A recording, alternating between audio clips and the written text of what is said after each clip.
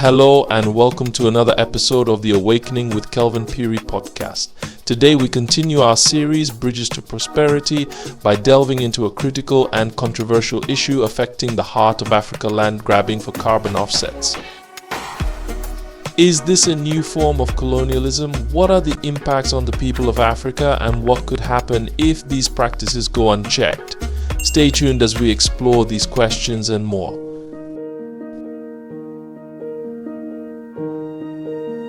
In recent years, Africa has seen a resurgence in land grabbing, but this time it's under the guise of environmental conservation.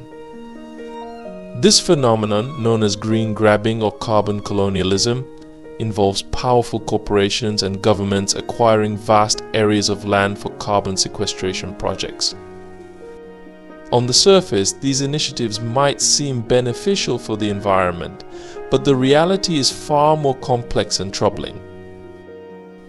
Let's start by understanding what green grabbing is. Essentially, it's the appropriation of land for projects like tree planting, biofuel production, and carbon offsets intended to mitigate climate change. While these projects are presented as solutions to global warming, they often displace local communities, including indigenous peoples who have lived on and managed these lands for generations. But the impact on local communities is profound and multifaceted. For instance, in Liberia, the government sold about 10% of the country's land to Blue Carbon, a Dubai-based company. This land is meant to be preserved to generate carbon credits, which can be sold to polluters looking to offset their emissions. However, this deal has led to significant displacement of local communities who rely on this land for their livelihoods. According to Euronews, this agreement was made without adequate consultation with the affected communities, raising serious concerns about their future. In Mozambique, Ethiopia, Cameroon, and the Democratic Republic of Congo, similar large-scale land deals are taking place. These countries are among the most affected by this new wave of land grabbing, which often involves minimal consultation with local populations and inadequate compensation, as highlighted by a report from IP's Food. A new form of colonialism? This brings us to a critical question: is green grabbing a new form of colonialism? Many argue that it is. Just as colonial powers once seized lands and resources, modern corporations and wealthy nations are now doing the same under the banner of environmentalism. They exploit the land and resources of poorer nations to offset their own carbon emissions, often without providing substantial benefits to the local populations. According to the Breakthrough Institute, these carbon offset deals can effectively stall the development of African countries, cede sovereignty to external actors, and threaten the livelihoods of people living off the land. Critics highlight that these practices perpetuate a form of economic and environmental exploitation. The benefits of carbon offsetting are disproportionately enjoyed by the global north, while the global south bears the brunt of the environmental and social costs. This dynamic is particularly concerning, as noted by African Arguments, which states that 20% of large land deals are green grabs, often targeting indigenous lands. What could happen if these practices are not properly policed? The consequences could be dire. First, increased poverty and food insecurity. Displacing local communities disrupts their traditional ways of life and economic activities, leading to greater poverty and food insecurity. As small-scale farmers lose their land, which is often their primary source of food and income. Second, environmental degradation. Ironically, these projects can lead to environmental harm.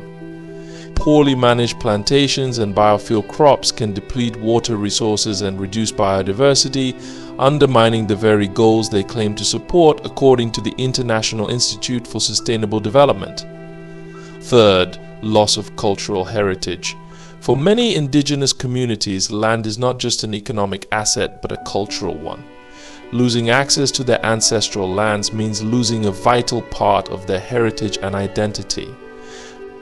This issue is poignantly illustrated in the reports about Liberia, where local communities face the risk of losing their historical lands. What should affected people do? So what should the affected people do? Here are some steps that can be taken. First, community mobilization and advocacy. Local communities need to organize and advocate for their rights.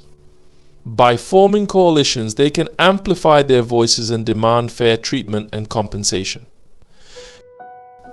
The IP's food report suggests that putting community-led responses at the heart of climate and biodiversity policies can make a significant difference. Second, legal action. Communities should seek legal recourse to protect their land rights. In many cases, there are legal frameworks and international laws that support indigenous land rights, which can be leveraged to challenge unjust land deals. According to Euronews, the lack of a legal framework on carbon credits in Liberia has left communities vulnerable, highlighting the need for stronger legal protections. Third, international support and solidarity. Global organizations and movements should support affected communities by providing resources, raising awareness, and pressuring governments and corporations to act ethically and transparently. The Breakthrough Institute emphasizes the importance of robust international and domestic regulatory oversight to ensure these deals genuinely benefit local communities and contribute to global climate goals. As we navigate the complexities of climate change and sustainable development, it's crucial to ensure that solutions are equitable and just. We must strive to protect the rights and livelihoods of those who are most vulnerable and ensure that environmental initiatives benefit all, not just a privileged few. Thank you for joining me on this episode of the Awakening with Kelvin Phiri podcast. If you found this discussion enlightening, please share it with your network and continue the conversation. Stay tuned for our next episode in the Bridges to Prosperity series, where we will explore more pathways to a sustainable and equitable future. Until next time, this is Kelvin Phiri, signing off.